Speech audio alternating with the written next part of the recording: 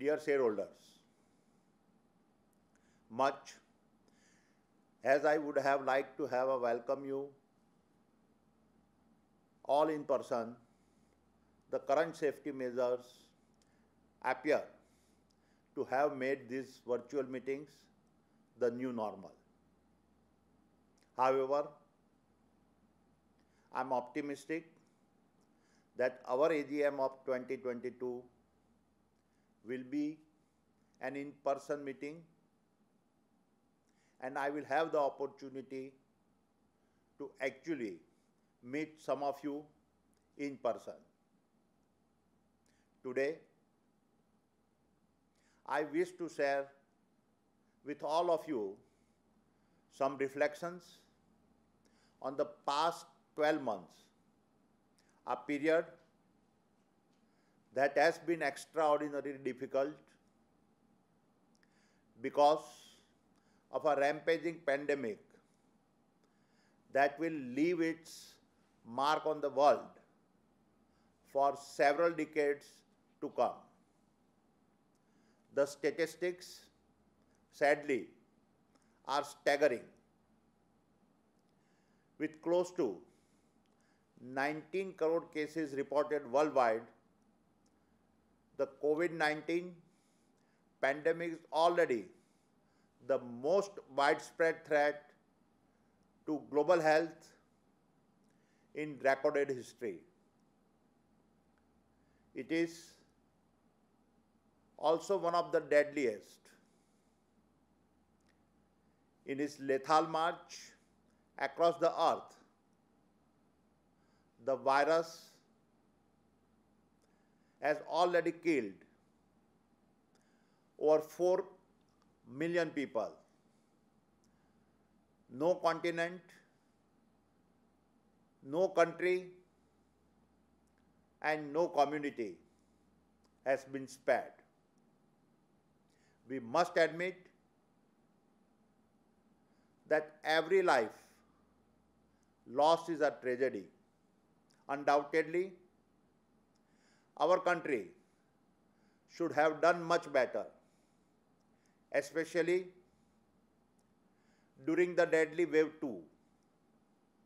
However, as the nation of the world marshal their resources to fight the pandemic, I see India being targeted by several critics for not doing more to protect its citizens, especially in vaccinations.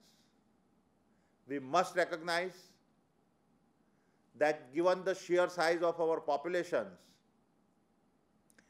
and densely packed metros, the challenge before India is far greater compared to most other nations. To put this perspective in numbers, India has more people than the combined population of all the 3 countries on 3 continents: Europe, North America, and Oceania. In other words, our vaccination effort has to be bigger than the combined efforts of 87 countries. The fact is that of the 320 crore vaccine doses given worldwide, 35 crore doses were given in India. While I admit that criticism is justifiable, we must not fall prey to voices that demoralize our nation or break the morale of frontline workers who have made extraordinary sacrifices. And it is these frontline workers that have been our inspirations. Assisting the nation during a crisis is not about quantifying in numbers what corporate like us do. Instead, it is about stepping up to make sure we do our part. It is about extending a hand to help every individual we can reach. And it is about putting the nation first in everything we do. And no one has inspired us more or reminded us better about our duty to serve the nation than the frontline workers who, all through the pain of pandemic, exemplified the noble Indian ideal of Seva Paramo Dharma, which translated means the primary duty is to provide service to mankind. Yes, the Adani Group reached out all across the world to find critical essentials like liquid medical oxygens, cryogenic tanks, and oxygen cylinders. But our contributions stand humble by the immensity of the effort put in by our women and men of the Indian Air Force, who flew countless missions day and night to places near and far to help us bring in the essential supplies. Yes, we boosted the PM Cares funds with our contributions, but money can never match the individual selflessness of the people on the street who rose above their own needs to help fellow Indians they never knew and will never meet again. Yes, we provided logistic support all over the nations, by air, by sea, by rail and by road, and moved thousands of tons of desperately needed supplies. But that is nothing when compared to immeasurably noble work of our doctors and nurses as they put their lives on the line to serve their fellow citizens. The individual stories of humanity have been moving. The sacrifices we have witnessed have been humbling.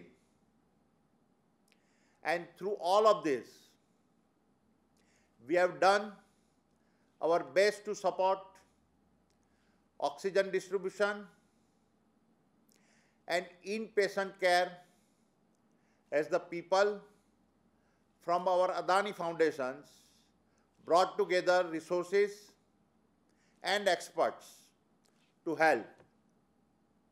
For example, in just days, our engineering and medical teams converted the Adani Vidya Mandir School in Ahmedabad into an emergency care facility with hundreds of beds, oxygen support, and catered food. It was literally Vidyadan se Jivatdan, as our school's hall of learning became halls of life. Likewise, our general hospitals in Bhuj and Mundra were remade into 100% COVID care hospitals. None of this would have been possible without the coordinated efforts of thousands of my fellow Adanians who ignored the risk of their own health to help drive this mission. One standout example of this is the length to which our logistics division went to deliver cold stored vaccines to all parts of India from east to west and north to south. As an interesting statistics, the distance they covered is the equivalent of traveling twice around the world. I thank them all. And I also want to tell them I am very proud of what they have done and are still doing. I therefore stand humble before the nurses, doctors, paramedics, ambulance drivers, police forces, sanitation workers, delivery person, transport workers, and my own fellow Adanians who went above their call of duty to ensure that life remained as normal as it could be in these difficult times. Dear shareholders, let me now talk about our performance as a company. As turbulent as it was in global health, the past year was an extraordinarily strong period for businesses that innovated their way through these unprecedented conditions. Those that opened their sails and rode the winds came out stronger. And I am proud that even in the disruptive fog of the pandemic, our 6 listed entities stood out as the beacons of market leadership, adaptive management, and institutional profitability. The performance of our listed entities propelled our portfolio to cross $100 billion in market capitalization in the very first week of this new financial year. This valuation milestone is a first for a first-generation Indian company. While there is a reason to feel proud, valuations are simply an outcome. What truly matters to me is the path that leads us here. And even more importantly, the path we have charted ahead. I credit our performance and resilience to the core values that we believe in. These values drive our purpose of a nation building. And this past year further reinforced my faith in our organizational values. Not only have they seen us safely navigate a great many challenges, they have also given the toughness to emerge stronger in the face of hurdles. What we built yesterday has allowed us to secure our today. And what we are building today is the foundation for a better tomorrow. Anchoring all of this are our three primary values: courage, trust, and commitment. Our growth journey is just starting, and this is manifested in the performance of all 6 of our listed entities that produce result significantly above the market indexes. For the financial year 2021, the consolidated EBITDA for our listed portfolio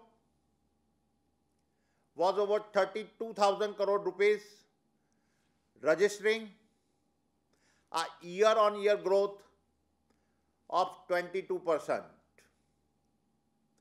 All Adani stocks generated returns over 100%, and our businesses ensured that we returned close to 9,500 crore rupees to you, our equity shareholders. This is a 166% increase in profit after tax on a year-on-year basis. Here, I must draw attention to our philosophy of how we look at our investment. We are intergenerational holders of equity. We focus on creating long-term sustainable value for our partners, our minority investor, and ourselves. Recently, a few media houses indulge in a reckless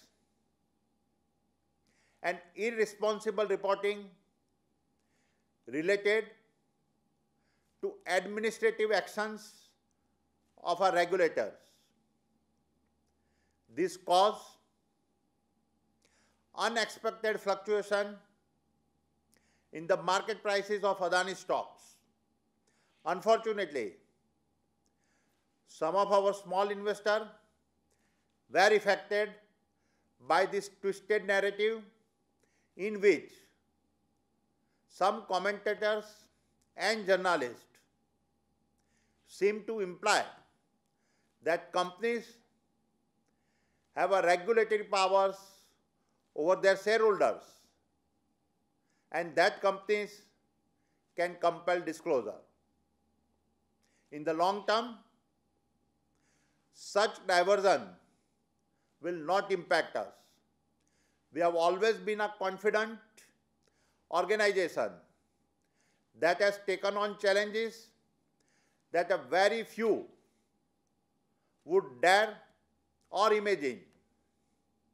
Every challenge thrown at us only makes us stronger and better prepared. I would like to highlight a couple of our group milestones we've achieved in last year. Adani Ports and Special Economic Zone continue to transform itself from a ports company into an integrated ports and logistics company. The financial year 2021 was a truly transformational year, and APSEZ crossed a landmark after its share of India's port-based cargo business rose to 25% and container segment market share grew to 41%. It continued to diversify further with LNG and LPG business in Mundra added to portfolio, and LNG operations being added in Dhamra. No other company in the world runs a port business of such scale and reach. Adani Green Energy is redefining the very future of renewable energy. In 2020, we became the largest solar company in the world, a journey we started just in 2015. And last month, following the acquisition of SB Energy's 5 gigawatt portfolio at an enterprise valuation of about $3.5 billion, we caught up to our renewables target of 25 gigawatts, a full 4 years ahead of our schedule. I know of no other organization in the world that has accelerated its renewables footprint as rapidly as the Adani Group. Through Adani Enterprises, we made our move into airports, and today, one of every 4 passengers in India flies through an Adani airport. No airport business in any large country has achieved a 25% share of the total passenger traffic. The company also took over operation of airports in Ahmedabad, Lucknow and Mangalore, signed concession agreements for Guwahati, Jaipur and Thiruvananthapuram, and is now in the process of acquiring the Mumbai and Navi Mumbai international airports. In addition to developing our pan-India airport networks, we are also increasing our focus to include non-passenger revenue and nurturing a range of possibilities within both the physical and digital infrastructures.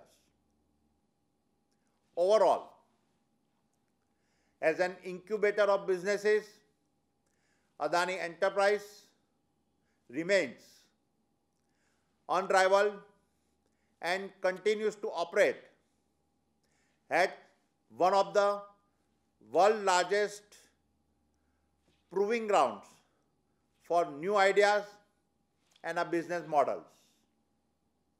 Dear shareholders, while we have every reason to be satisfied with our business performance, I believe that our real phase of accelerated growth is just beginning. This is because our group benefits greatly from having a portfolio of companies with several strategic adjacencies that will fuel our future's growth in a diverse range of sectors. Whatever businesses we are now in, seaports, airports, logistics, natural resources, thermal and renewable power generation, transmission and distributions, data centers, defense manufacturing, agri and food, real estate, city gas utilities, and several others. I believe all of them are individually high growth businesses, but even more importantly, every one of them has adjacencies with themselves as well as new sectors we can move into. This very distinctive Adani model that combines the power of adjacencies with the bridging capability of B2B to C help us build a platform that puts us on the path to infinite possibilities, especially when backed by the tailwind of an economic powerhouse like India. I know of no other such growth model that offers unprecedented and ever-increasing access to an unlimited B2B and B2C market for the next several decades. Dear shareholders, if there was a year that the work of the Adani Foundation was critical, it was this past year. The foundation led several COVID-related healthcare initiatives without pausing any of its regular activities. I would like to thank my wife Preeti, who quietly and selflessly continues to put her heart and soul into the ever-expanding work of the Adani Foundations. She stays invisible, but I know better than anyone else what her contributions have been, especially in this critical year. She is my conscience as we do our part to drive growth with goodness. While the Adani Foundation has several ongoing initiatives, I have two favorites. I am proud of the tremendous impact achieved by the Suposhan project, a foundation initiative that has raised and trained an army of women to guard children's health. Suposhan has succeeded in pulling 33,000 children